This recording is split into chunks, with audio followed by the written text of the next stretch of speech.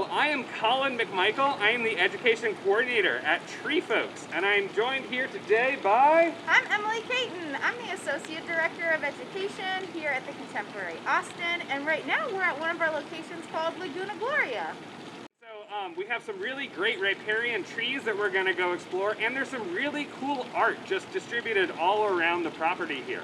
And so we have one really awesome one right behind me called Looking Up, and I'm pretty sure Emily can tell us a little bit more about that.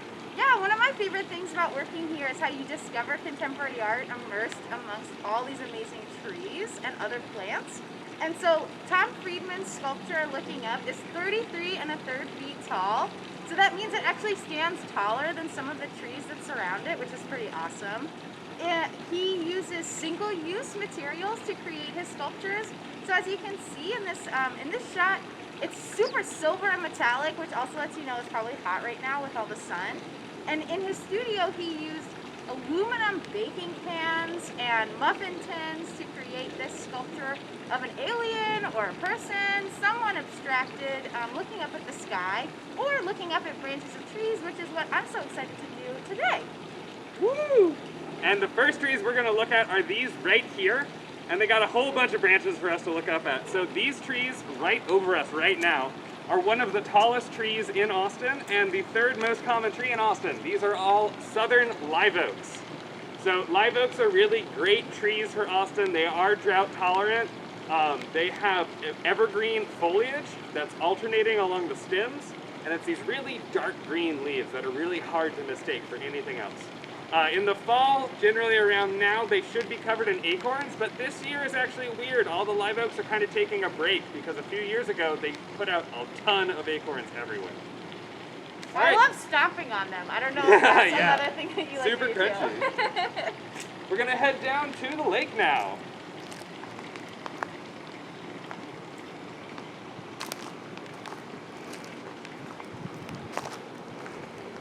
So this tree right here isn't actually a live oak. It's hidden amongst all these other live oaks. This is actually the second most common tree in Austin. This is a Cedar Elm. So this is even more drought tolerant than a live oak. They do really well. They grow pretty slowly, but they have really dense wood. It makes them a really great shade tree for our area.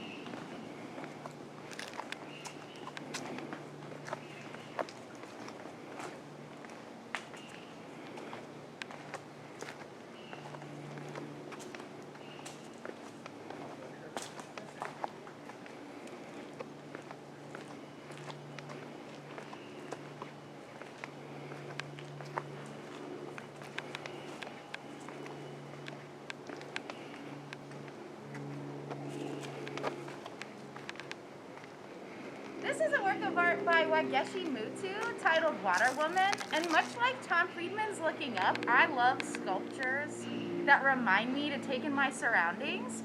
This sculpture is site-specific, so Mutu created this work of art with this exact location in mind. She knew about the trees that would be surrounding it, and also this gorgeous view of the lagoon from which the name Laguna Gloria comes from. And as we look out of the lagoon, we can see all kinds of trees across the way, and her sight line kind of draws you across the water to take in the beautiful sights. She has some pretty unique characteristics. She's unlike any other sea creature I've ever seen. Her hands, I don't know if you want to get closer, but her hands look a lot more like duck feet or maybe goose feet. Which I know from just swimming that this would make me a really good swimmer, and I could probably get to things really quickly. Also, Wageshi Mutu uses all different kinds of techniques, and you can see some different textures on here, some of which remind me a little bit of the repetitive line work that happens in tree bark. That's very awesome. And before we get started talking about more trees down here, I actually want to point this out. This is a very large palm tree that I'm standing up against right now. Now, tree folks, we don't actually consider palm trees to be trees. So a tree is anything that's 4.5 feet tall or taller and is woody and gets secondary growth. Now palm trees, they are obviously taller than 4.5 feet, but they don't actually have wood. All this stuff is just kind of like bundles of fibers that are kind of held together. And they also don't have what's called secondary growth. That's when the trunk gets wider as it gets taller and older. The palm trees, they pretty much stay the same thickness their entire life. What? Crazy. Or should I stop calling them palm trees? I mean, palms? I guess, yeah. And we do have a few more really cool riparian trees down here that I want to point out before we start talking about more art. So as we're moving this way, over towards the lake, you can see some black willows that are growing right here. They have that kind of strappy foliage. They generally lean out over the water a little bit. That helps them capture more light. So a black willow is super cool. They're actually where we get aspirin from. So their bark has salicylic acid in it, which you might actually recognize from a lot of face washes and stuff. But you can purify that down into aspirin, and it's a really, really potent pain reliever. Now, next to that, you can see there's some bald cypress also. These are the trees with the really ferny foliage. This is a type of conifer that's native to Central Texas. So these actually are a relic of when Central Texas was a lot wetter, but they still line our creeks, streams, and lakes today. So these are really interesting trees. They are actually deciduous conifers, unlike most conifers that people are familiar with, like pine trees. Why are they called bald? Because they go bald. They go bald, okay, Yeah, well they go that makes sense. And one more really important riparian tree that we have down here is the pecan. Now, pecan is actually the Texas state tree. It's also one of our largest riparian trees, and they have an edible product, a pecan. These are really great trees. They throw amazing shade. They're great for wildlife, for all of the squirrels and other animals that they attract for the edible products they produce. And also they're great for wildlife because they kind of tend to rot pretty easily and get cavities and stuff that wildlife likes to use to nest in. So they just generally are awesome trees for a forest.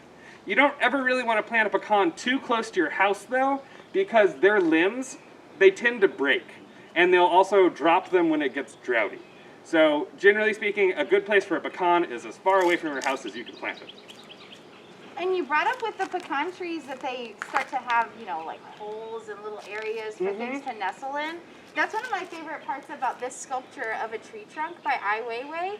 The negative space that's up at the top and around the other areas of the top too.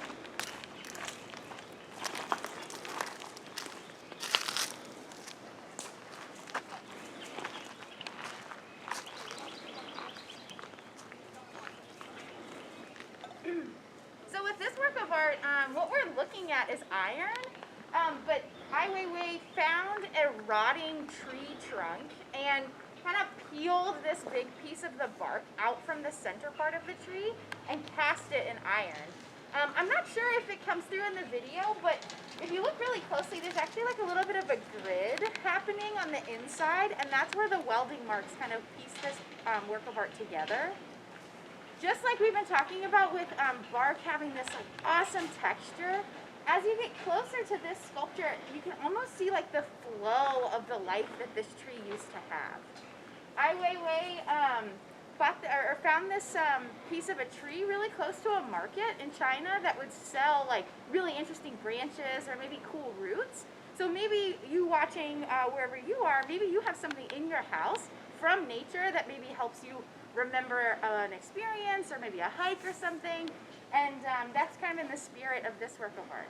Also some really big conceptual questions that rely on maybe metaphors connected to trees, like where you've grown roots, how you talk about your family tree, or also if if you were kind of drifting like a piece of driftwood, where might you end up? So this huge piece of bark recreated in iron amongst all of these Texas trees, it looks a lot different.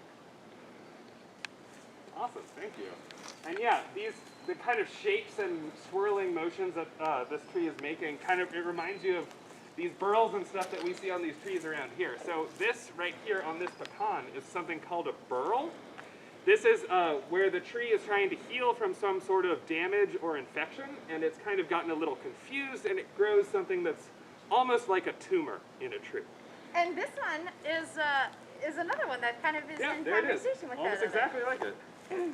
And so a pecan, these are really cool trees. They do this, then they'll kind of like rot out and get a cavity.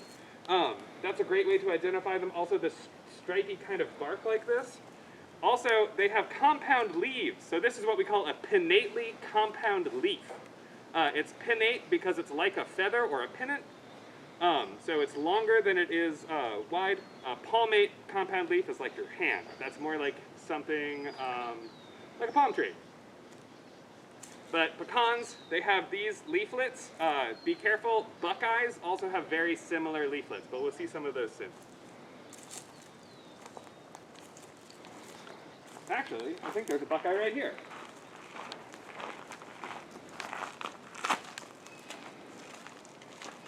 So here's buckeye leaves.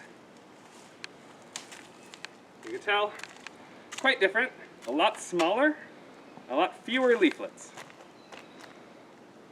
Buckeyes also are going to have 3-part seed pods hanging off of the tree. Usually, if it's older, unlike a pecan, which is going to have pecan nuts. So, easy way to tell them apart. All right, now we're going to head on down the trail a little bit further and see some more trees and artwork.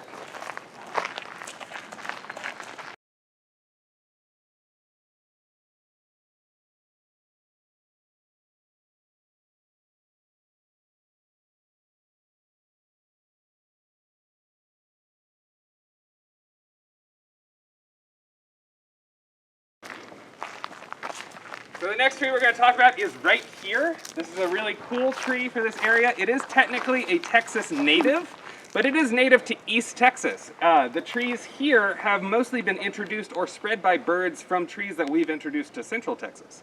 They do really well though. We don't consider them invasive. This is a cherry laurel. So this is a relative of a cherry, but it's not a cherry. The fruit are not edible. But the cool thing is you take these leaves and you kind of crush them up really good, and it smells like maraschino cherries. You can almost smell it through the mask. But so they have these really dark, glossy green leaves. So cool. It's light green on the underside, and then the leaves are somewhat toothed occasionally. See if we can find a good example here.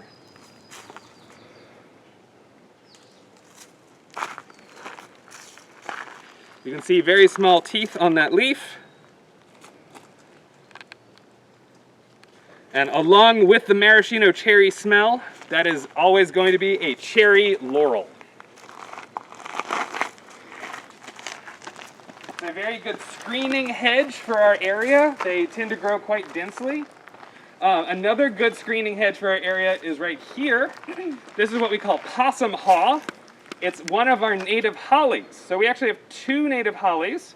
We have possum haw holly, which is this one, Ilex decidua. It drops its leaves in the winter. And then yopon, which is Ilex vomitoria, which doesn't actually make you vomit, it makes you hyper. So it has caffeine in the leaves. But this one, possum haw, does not. It just has red berries, and it loses its leaves in the winter so all the birds can see the berries. So possum haw has teardrop-shaped leaves. That's the easiest way to tell it apart from, let me find one that's not been eaten here. The easiest way to tell it apart from yopon is the kind of angle of the base of the leaf. There we go.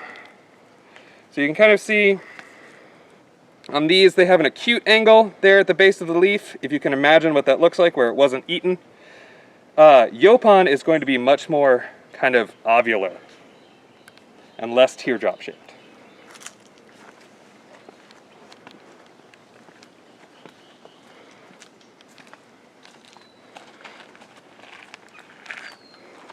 And as we're walking by, I quickly want to point out this crepe myrtle right here.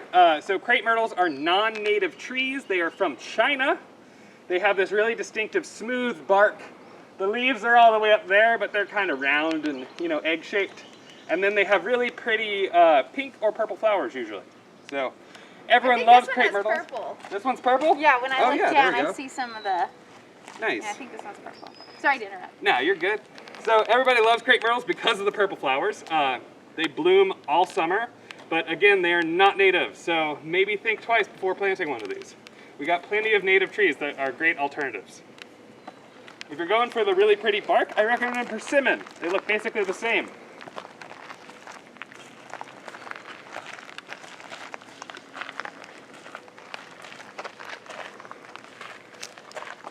We're walking by a really cool sculpture that I'll just point out because it has roots or a relationship to trees or lumber.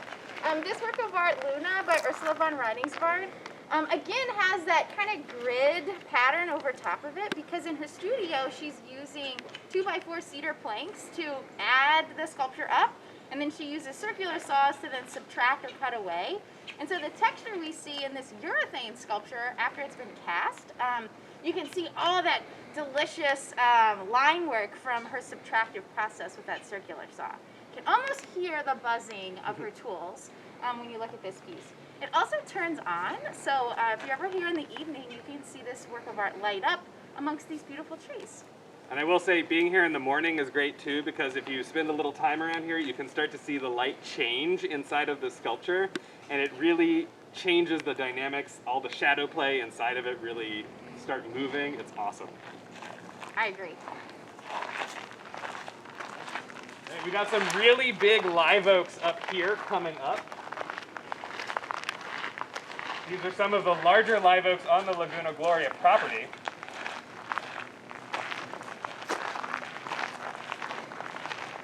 This one right here especially gets a lot of people's attention. Not really from this side, but just wait till we get around it.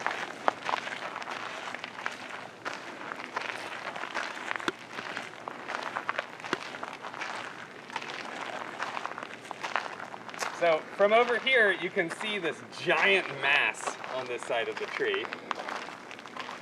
It has such a personality. Anytime I bring people by it, they think it's maybe like a character in a storybook, or maybe has its own kind of, I don't know, long story to tell us. It looks like a troll that could live under a bridge. Yeah, for sure. But this is one of those burls that we saw on that pecan. So this is a result of an injury or an infection in this tree, which has caused the tissue in there to kind of grow in a confused fashion. It kind of knots it all up. It's supposed to be straight tubes, and it makes it grow into what's called a burl.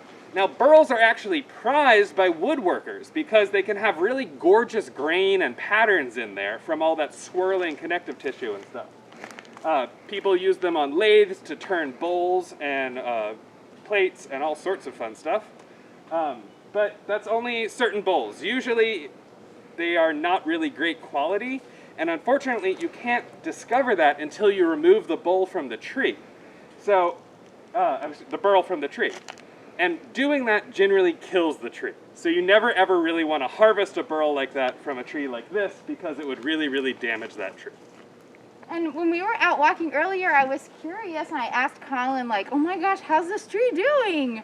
So how is this tree doing with that giant burl? Well, you can tell that this branch here has died, and that's probably a result of that burl. So the burl was kind of stopping how the water and nutrients flowed on this side of the trunk, and so it killed off that branch. However, you get around to the other side of the tree, all the bark looks really happy, all the branches look really healthy, there's no sprouts happening on the branch, so it doesn't really seem stressed at all. This tree actually looks really healthy. If it was really close to your house, there might be a reason to call an arborist and have them, make sure that it's going to be safe. But out here, there's not actually any targets, so it's a really good idea to just leave it and have it be a happy tree. And come and visit it. And come and visit it.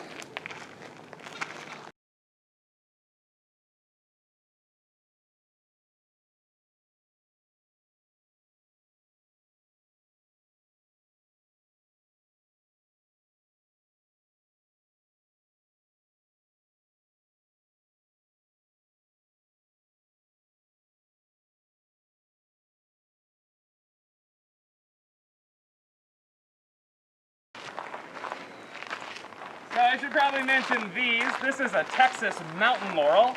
You'll probably notice we've walked by quite a few of these already. Texas mountain laurels are a very awesome small tree for Central Texas. They are a favorite among Austinites. They generally max out around 20 feet. These are all pretty young. But in the spring, they get gorgeous displays of purple flowers that smell like grape soda and attract all of the bees. So the entire bush starts to buzz, and it's covered in purple. It's a really great tree. Finally, after those purple flowers, it creates really pretty bean pods that if you break them open have bright red beans in them. And those beans actually have been used for jewelry for thousands of years. Yeah, it's a favorite when they're blooming, whenever we have groups out here to kind of, yeah, put your face in those, but make sure, yeah, it's not covered in bees.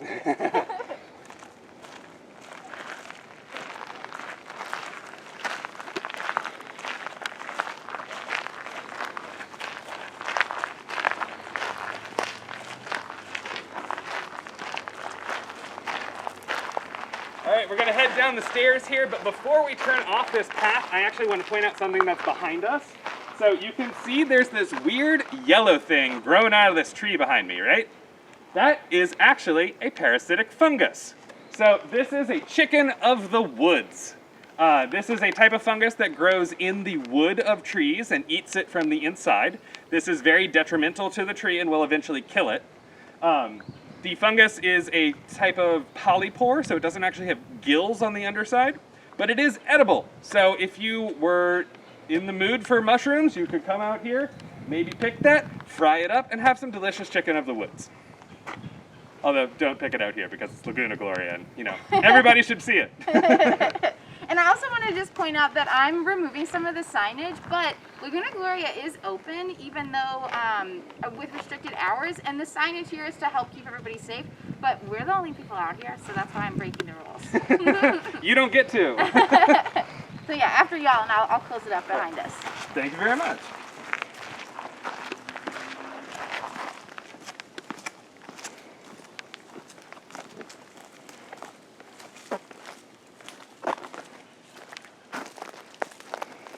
So as we're coming down here, there's a really nice little thicket right here to my left.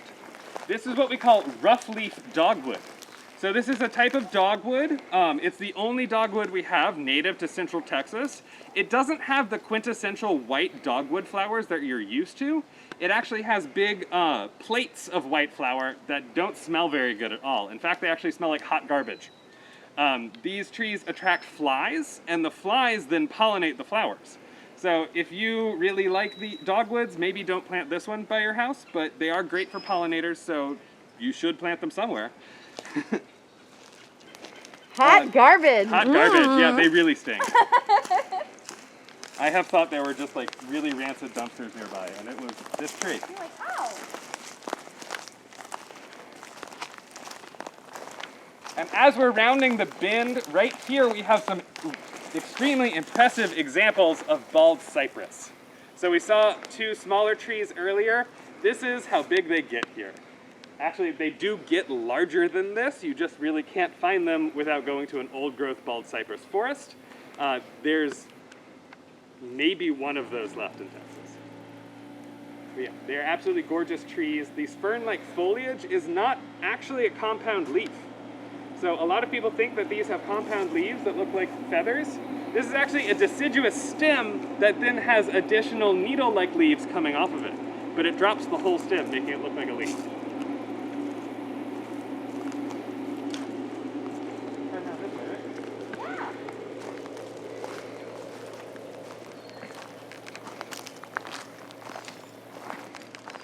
So above me is going to be another pecan tree.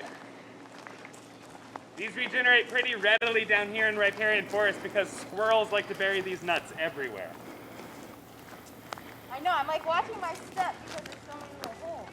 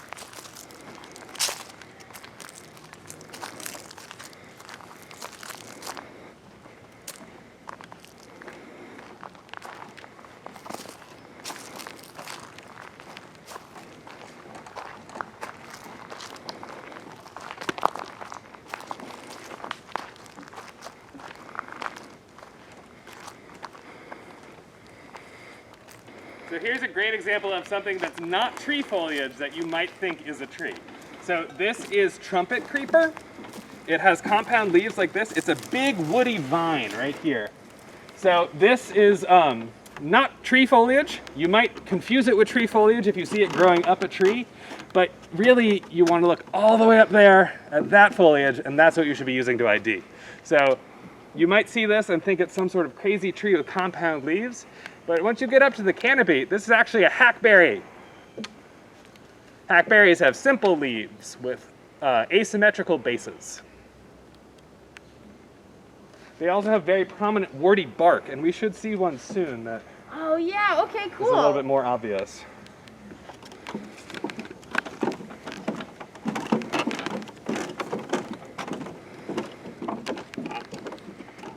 And before we keep going, Colin and I have been on pretty established paths, like maybe a paved path or one that runs specifically through a part of the site. But on the lower grounds where we are now, there are tons of these maybe more intuitive paths that run zigzag throughout the whole lower grounds. Those are birding paths, but they also will lead you to discoveries in the forest. So when you come and visit, if it's a little bit clear, go for it.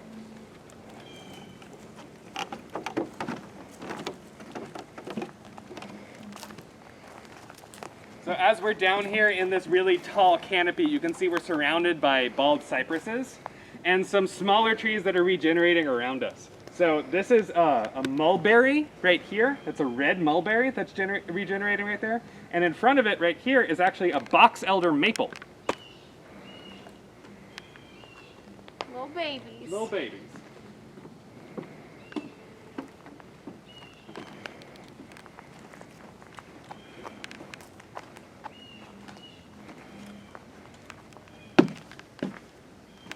So to take us back to that Ai Weiwei iron tree trunk sculpture, maybe Ai Weiwei discovered something beautiful like this and wanted to, recreate it in another material that would last a really long time.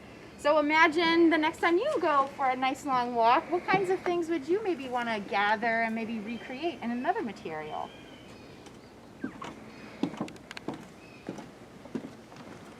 So we just saw that little baby box elder maple, and so I'm standing probably under its mom right here, a much larger box elder maple. They do get bigger than this though. So this is one of our native maple species. The other native maple is the big tooth maple, which is from around San Antonio. So this guy is purely riparian. You only find him near watery systems. Let's see, he's got leaves that look pretty much like poison ivy leaves, except they have 5 leaflets instead of 3. Sometimes they do have 3. But they also have these really interesting seed pods that kind of have wings. So these are called samara, and they helicopter out of the tree like that. And it helps distribute the seeds around so that they'll grow in more places.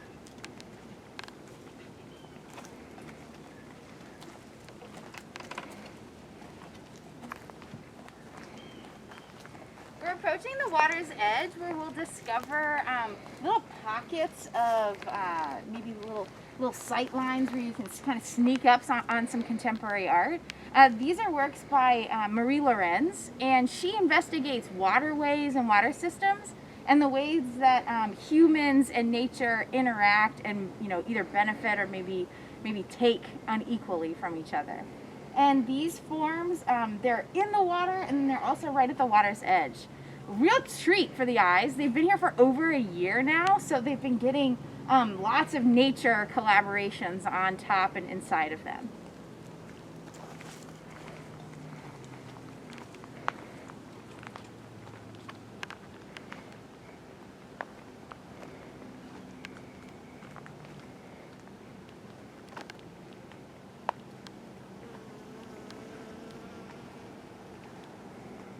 So also out here by the water's edge, we come across another conifer. So unlike a bald cypress, this conifer actually doesn't lose its leaves in the winter.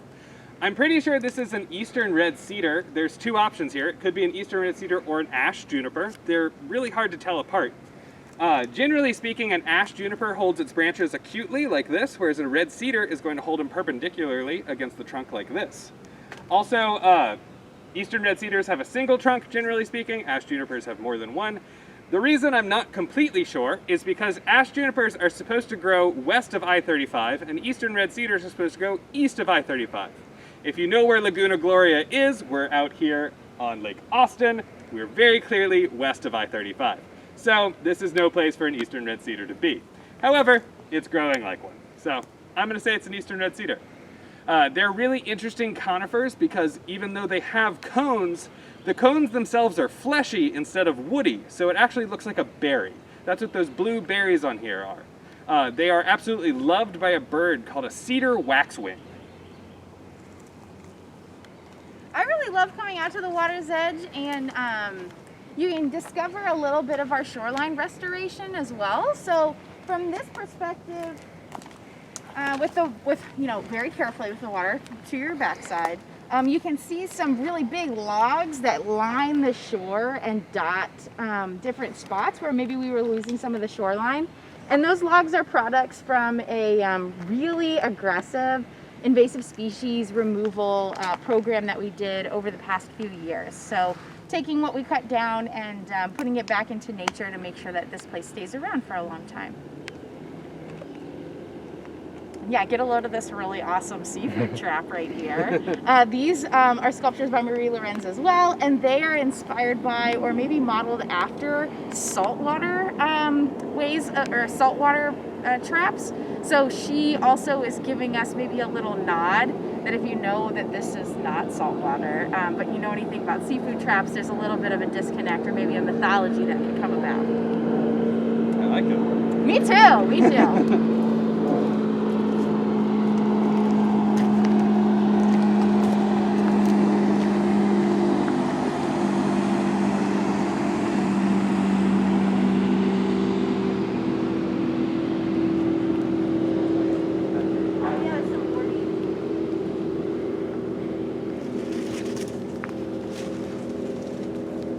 Earlier, when I had mentioned that trumpet creeper and showed you that that was not the foliage of that tree I was showing you was a hackberry. And that's the same tree that's in front of me right here. This is a sugar hackberry. You can tell it's a sugar hackberry because it does not have any teeth on the edges of its leaf. If it had teeth on the edges of its leaf, it would be an eastern hackberry, I believe. Hackberries are really easy to tell apart from other trees, even though their leaves are all the way up there usually, because of this trunk. So on the trunk, there are giant warty protrusions. These are pieces of bark that kind of stick out. This is probably anti-herbivory, maybe to keep things from climbing it. But the way it kind of works out is that birds tend to use these to wipe mistletoe seeds off of their butts, because mistletoe seeds are very, very sticky, and so they kind of have to use it as toilet paper. Now, when that happens, that means mistletoe grows in the trees, because now mistletoe seeds are everywhere. So, you can usually find mistletoe in hackberries. You just told me that those bumps are there for birds to clean off their butts. Yes, I did. Trees are super fun. Yes, they are super fun.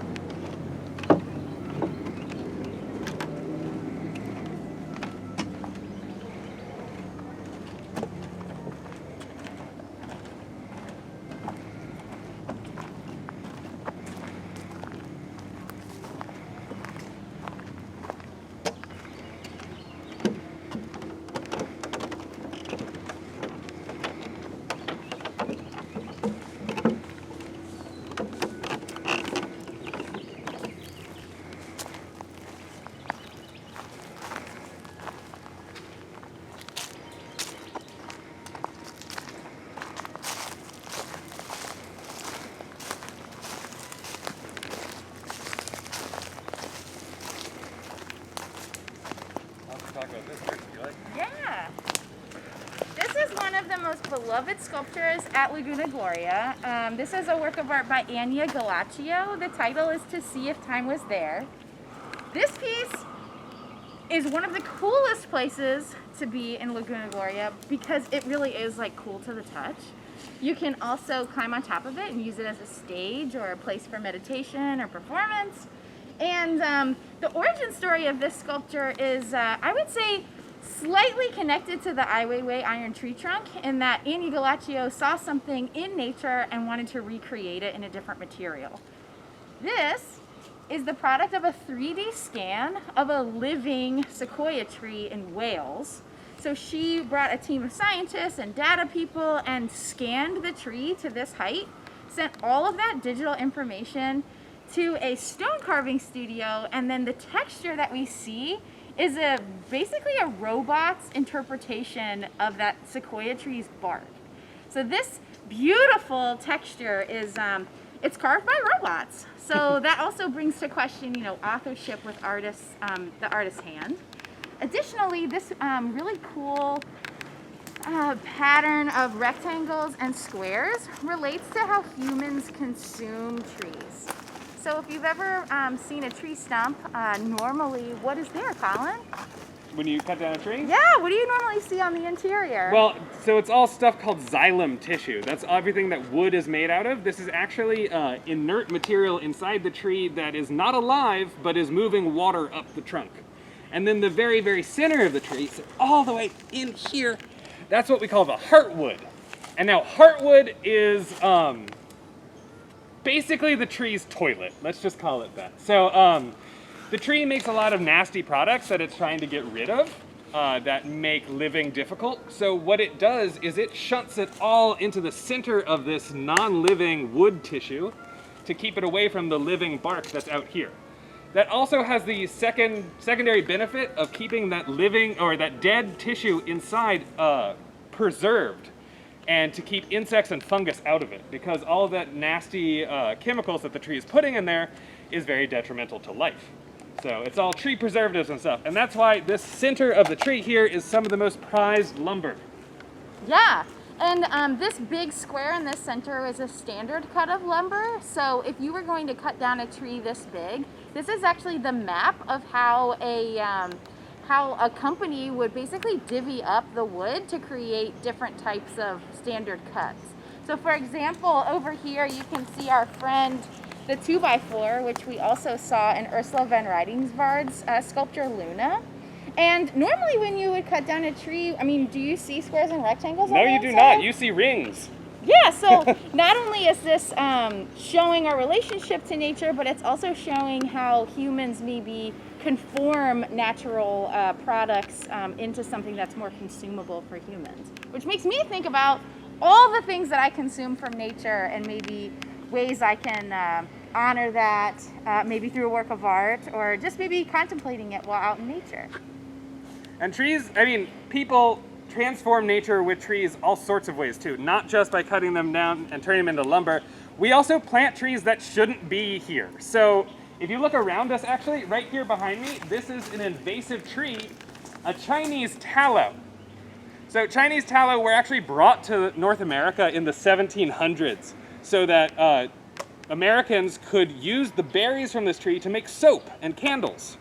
However, it turns out they did too well here. Birds really love to eat those berries, and then they poop those berries out on a fence line, and then you have a row of Chinese tallows growing.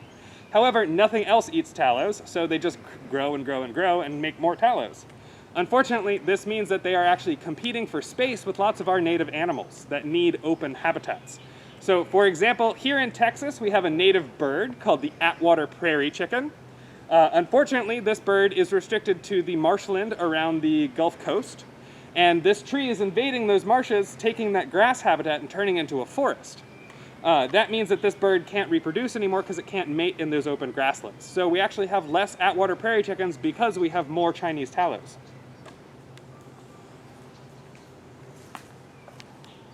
And now Chinese tallow, they have deltoid-shaped leaves, which is a really weird shape for a leaf.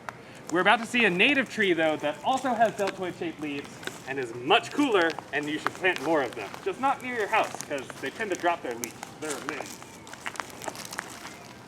Where is that cottonwood? Oh, there's a few around.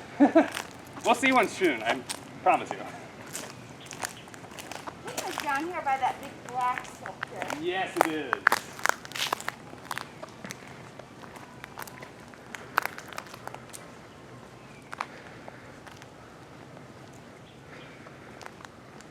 so before we get to that big cottonwood, I'm going to give y'all a quick tree quiz. What's this to my left? Hint, it's not a tree. It's a palm tree. Yeah, that one is easy, right? So this is a Mexican fan palm, Sabal mexicana. Then we have this one right here. It's a maple. It's a native maple. It's not a big tooth maple.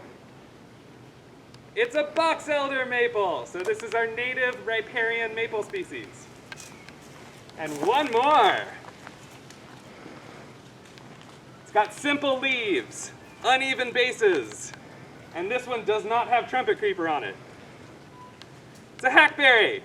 It's got that texture for birds to clean their butts Yeah. off with. I can see it from here. Actually, a better anecdote about hackberries, especially sugarberries, is that Thomas Jefferson, his favorite fruit was actually the sugarberry. So yeah, they have little red berries that are edible.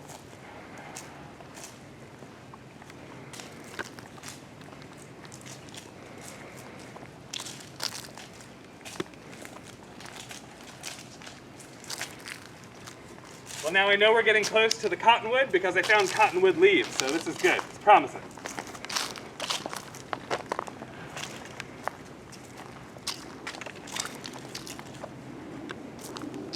And here we are. So these trees behind me are some massive cottonwood trees. Now I mentioned that they have the same leaf shape as the Chinese tallow, and that's that deltoid leaf shape. However, notice that the cottonwood leaves have very serrated edges. So it's a big difference. Cottonwoods also only get yellow fall color, whereas the Chinese tallow are going to get brilliant reds. So cottonwoods are actually one of our tallest trees here in Central Texas. They only grow near water. And actually the average diameter for cottonwoods in Austin is 10 inches. That's huge. That means that there's no baby cottonwoods. So unfortunately, as these get older, we might actually lose all of the cottonwoods out of our forest. Oh no. Yeah. But tree folks, when we reforest things, we actually plant a lot of cottonwood, so it's pretty good. Excellent. I love the cottonwood because there's a special time where it starts to fill the air with big fluffy tufts of white, and it looks really magical here in here at Laguna Gloria. When does that happen? I think that's generally later in the fall than right now. So it's about to start. So all that fluffy stuff is actually the seeds. Those are wind-borne seeds. So this giant tree grows out of this teeny tiny little seed. And those, they float in the wind, then they land on water, and then they float on the water for a while until they like lodge into something. So they like being on near flowing water. Cool. And I was going to end it with this sculpture, which is one of my favorites, and I think it kind of connects to, what is it, the Mexican fan palm? So when we look at this sculpture by Monika Sosnowska titled The Stairs, one of the things she does with her works of art is kind of present almost like a Rorschach test, where the longer you look at something, maybe the more things start to emerge out of it. She works with artisans and engineers and architects, and she actually creates functional architecture and then twists it up or bends it or forces it into forms that it's not used to create her sculptures. So knowing that I gave you the hint that this work of art is titled The Stairs, at one point this was a functional spiral staircase that she made just to twist it up and turn it into this beautiful work of art. I also love it because of the negative space. Like with the Ai Weiwei, if you move around something that has negative space, you can start to create your own compositions and maybe find as many of the trees that we identified today through a spot that an artist has created for you. So looking right here, I can see some fan palms right through that negative space. That's really awesome. Well, thank you very much for joining us. This has been the Laguna Gloria Tree Tour. Again, I am Colin McMichael, Education Coordinator at Tree Folks. I'm Emily Caton, Associate Director of Education here at the Contemporary Austin, and I have learned so much. I've learned so much. Thank you for watching, of course, but thank you so much, Colin. Well, thank you for having us. Yeah. Oh my gosh. So I want to remind everyone to stay safe out there, stay home when possible, wear a mask when you go out, and come to Laguna Gloria. It's gorgeous. Yeah, check our website for when you can reserve tickets. Small groups of 6, and that's happening. Well, check our website for the most up-to-date hours. And what's your website? thecontemporaryaustin.org. And our website is treefolks.org. So visit those. Yay! Thank you! Bye.